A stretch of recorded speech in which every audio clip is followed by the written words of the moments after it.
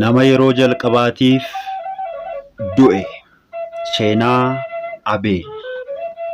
Maqaa Abbaa, Ilma, Hafuura Qulqulluu Waaqa tokkotti ni amannaa. Ameen. Abeel. Abeel jechuun garraamii jechuudha. Dhala namaa keessaa kan dursee du'e isadha. Abeelii fi Qaayel yemmuu dhalatan dubartoota waliin lakkuu ta'anii dhalatanii. Lakkuun Abeel Aqleemaa yoo jedhamtu, lakkuun Qaayel faana dhalatte immoo Luud jedhamti.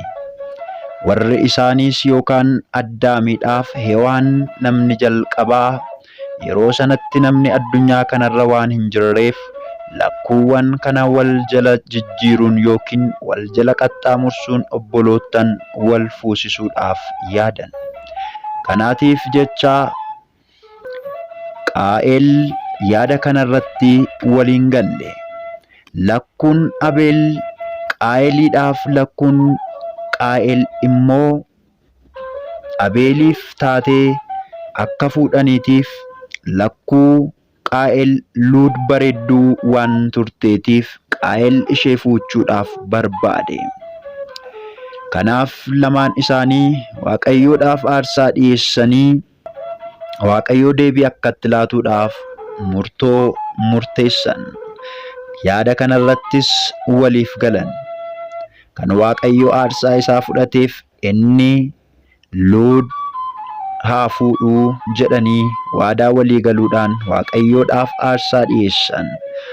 Hojiin isaaniis Qaayel lafa qotee jiraata ture. Abeel immoo horii horsiiseeti kan jiraatu.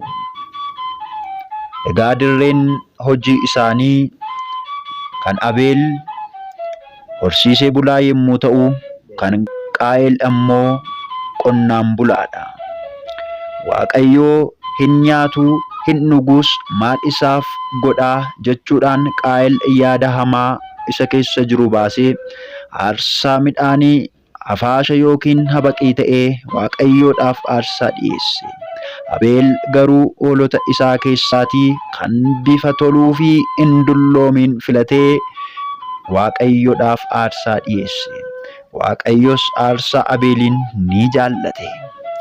Yeroo kana Qaayel baay'ee gaddee osoo jiruu Seexanni maqaan isaa Gaardi'eel jedhamu fakkeenya dargaggeessaatiin itti dhufee maaliif gadditaa jedheetu gaafate.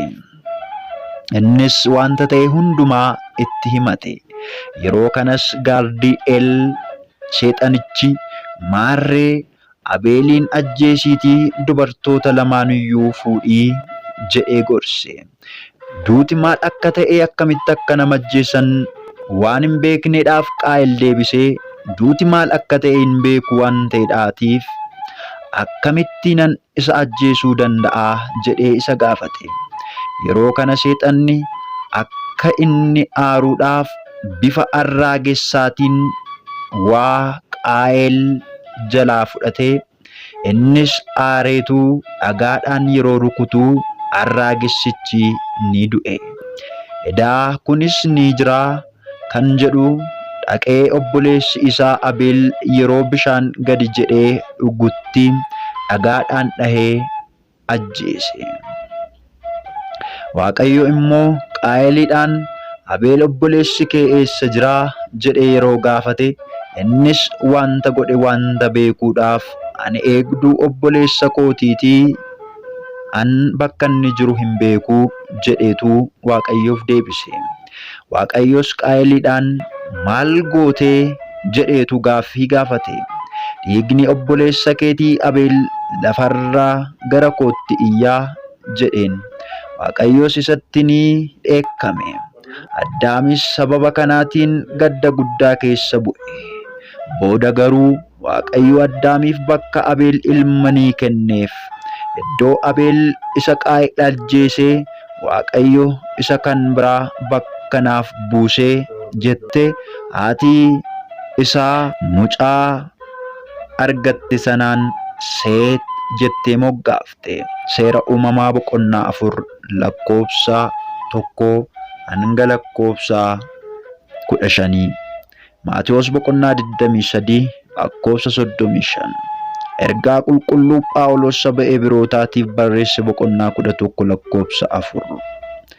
Ergaa qulqulluu Phaawulos saba Ibrootaatiif barreesse boqonnaa 12 lakkoofsa 24. Guyyaan yaadannoo boqonnaa Abeelis amajjii guyyaa 2 yaadatamee oola. Galanni Waaqayyoodhaaf haa ta'u. Waaqayyo waadaa qulqullicha kanaatiif kenne yaadatee nuuf cubbuu keenya nuuf haa dhiisu. Suuqni isaas hunduma keenyaa wajjiniin haa ta'u. Har'as yeroo hundaa hanga bara baraatti. Ameen.